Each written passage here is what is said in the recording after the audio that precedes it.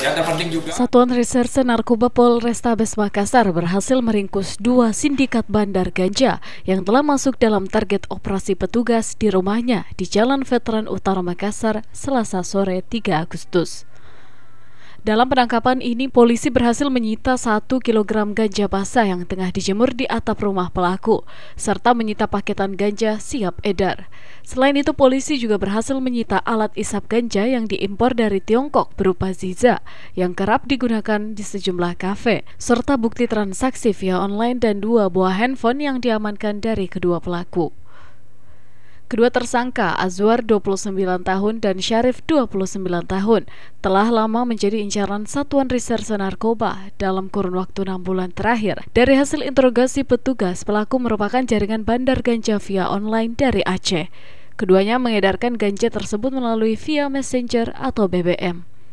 Sementara itu, Kapolrestabes Kota Makassar mengatakan pelaku teridentifikasi telah menanam ganja berbagai tempat dan melakukan peredaran barang haram tersebut di sejumlah kampus di Kota Makassar. Ini kan dari laporan informasi dari masyarakat ya, kita dalami masalah peredaran ganja di Kota Makassar ini.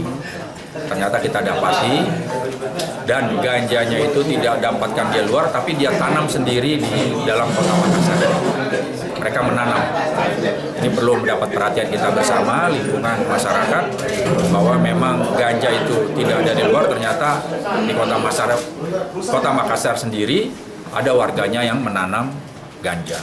Kemudian dari alat-alat yang digunakan untuk menghisap, tidak cara-cara tradisional lagi dengan menggunakan kertas rokok, tapi sudah ada alat-alat khusus untuk menghisap ganja.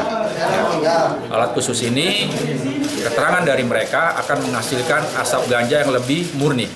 Kemungkinan akan mungkin daya untuk memabukkannya mungkin akan semakin meningkat. Terus barang bukti yang diamankan? Hingga kini kedua pelaku masih menjalani pemeriksaan intensif di ruang pemeriksaan Unit Reserse Narkoba Mapolrestabes Makassar guna mengungkap jaringan-jaringan pelaku yang masih berkeliaran. Akibat perbuatannya, keduanya akan dijerat Undang-Undang Narkotika dengan ancaman minimal 4 tahun dan maksimal 20 tahun kurungan penjara. Ilham Cevi, Fajar TV.